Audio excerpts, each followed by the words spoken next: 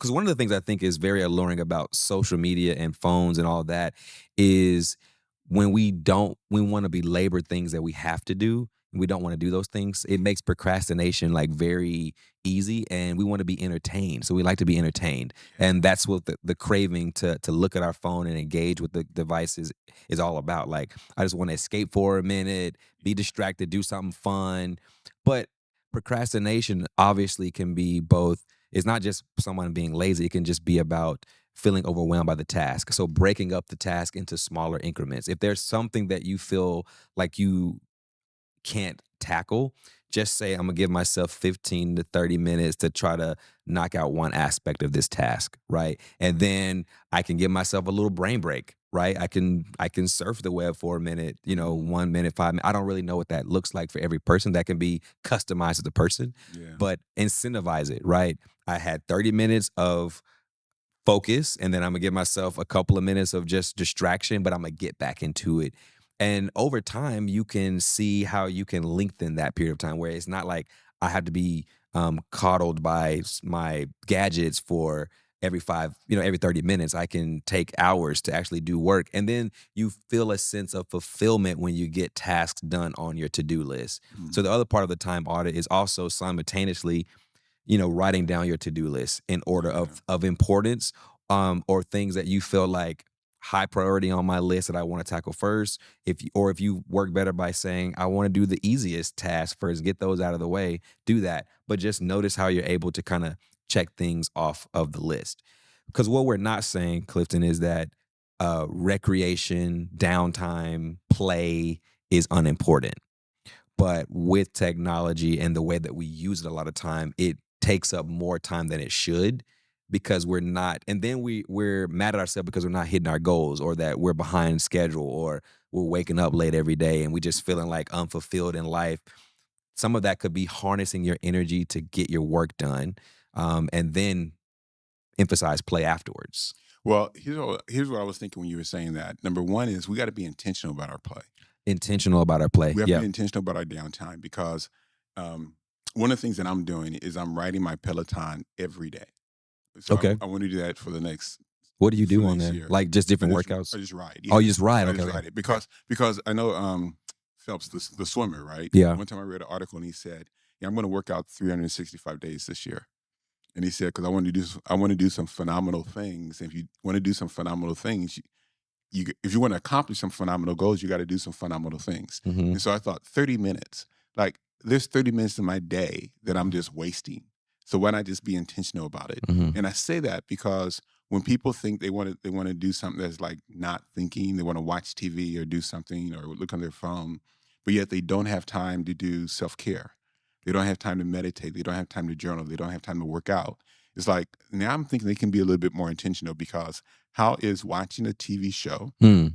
or watching a sporting event Mhm. of millionaires Mhm. playing a game of which you get no compensation from, right? How is that helping you in your self care? You know what I'm saying? And it's so interesting the emotion we put into it. Like, Mm. I don't want to offend anybody, but the Dallas Cowboys not winning this much this season. It's like that is emotion.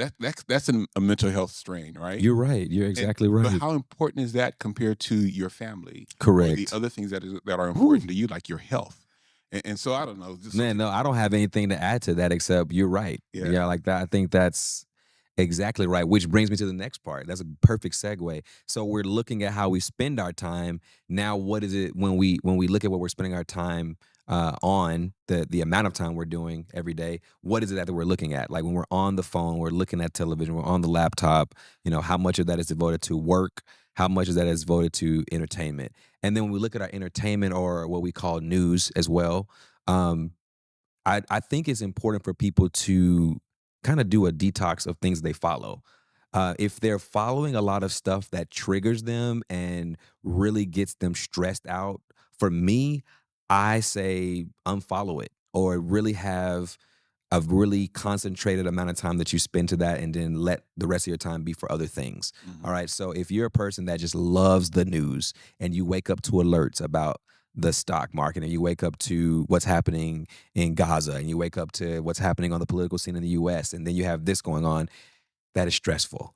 Ain't there's nothing in that that's not stressful, man. Like everything you mentioned has a stress level to it, right? Right, right. So if you are waking up and you're inundating your nervous system and your mind with that every day, it can cause stress. It can cause anxiety to build. And what happens is it becomes like an accumulative effect on your body, right? Like so every little thing compounds, right? So then there was this that happened in the news, then somebody cut me off in traffic, then it took me 30 minutes longer to get to work than normal, then my boss was tripping.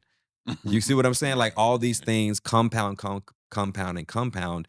It creates a higher level of stress and anxiety in the body. And then it's hard for you to come down off of that every single day if you're continuing to have that in your system. So it becomes more acute and then it becomes chronic, where it's just like this long, extended period of stress and you start feeling things pop off in the body. So when it comes to like news cycles, when it comes to the kind of people that you follow on social media, again, neurologically, you are rewiring your brain based on the things that you watch and give your attention to. Now that is deep, my brother, because that's a good point. We're creating was it neuroplasticity? Yes, one of my favorite words. Yeah. Channels in our brain Yes. that becomes like great way of looking at it is like if you're taking a path through the wilderness, Hmm. the more you take that path, it creates like a weir, like a you're A a trail. Like, trail, yeah, yeah, yeah, and yeah. it's like, and then all of a sudden, you're more inclined to follow that trail as opposed to take the road less traveled. Correct. And if this trail that has been embedded in our minds, So which good. is based on you know the capitalistic world trying to separate you from your money, or trying Yeah. to separate you from your peace of mind, thinking that you have an abundance of within you, Hmm. but you need to buy something else to be happy, Hmm. right? That's hard now. Now, if you want to talk about changing that, that's kind of even more uncomfortable now. Hmm. To Hmm. get off of a path that has been leading you to stress, Hmm. brokenness, Hmm. um, and just unhealthy mental thoughts. Now to try to change that becomes a very difficult thing to do. Hmm. It's easier said than done, Yeah, right? but and I also want to give the encouragement. The good news is It's it possible. is possible, it can be done. The word that you used earlier, to be intentional about Right. that. I love how you laid that out because you're right. Those grooves in the brain, those pathways, those neurological pathways in the brain are deep seated, and so you reinforce and you reinforce and you reinforce, and it creates your sense of self. Mhm. Okay, your sense of self and identity and the things that you believe are core and I guess you could say true about you. I don't know if you have seen the movie Inside Out 1 or 2. Man, I gotta watch it because you told me about. Look, okay, it's on my list. I'm gonna go see Inside Out. Okay. Right. Okay. So the second one, Inside Out 2, focuses more on this new kind of cluster emotion, anxiety, and this how it was affecting this young lady. But I just love the fact that in this movie they take such a strong position on how we develop a sense of self and our core beliefs based on things that we think about. And so when I'm Mm, talking about the phone and television and all different uh, digital things that we can get our hands on, as we continue to reinforce and watch and listen to and absorb certain atmospheres and certain types of people and conversations, our mirror neurons are being affected as well. So we begin to mirror that behavior. got you. Am I leaning in good? No, Okay. no, you Yeah, good. okay. You So good. yeah, we begin to mirror that behavior. We begin to take on those characteristics, take on that conversation, take on that language of what we're listening to, and then inherently we take on the stress and the embodied emotions of that as well. And that's through our digital devices. Man, so I'm always looking at solutions, right? And so to battle that or counter that, then we've got to be mindful of what we're taking in. Correct. And so where we may have the news on the back in the background on the TV, maybe we need to have what's a Some better option, lo-fi. right? What a better option is music, Yeah, right? lo-fi jazz or that's my vibe. Yeah. Or a better option might be some positive, empowering information or Correct. educational Correct. information, Correct. and then also, Audiobooks, yeah, yeah. And you things like talk that. about doing things, activity. So if you have like a habit of doing something that's not empowering, and Mm, that your intention is now to change that habit, mhm.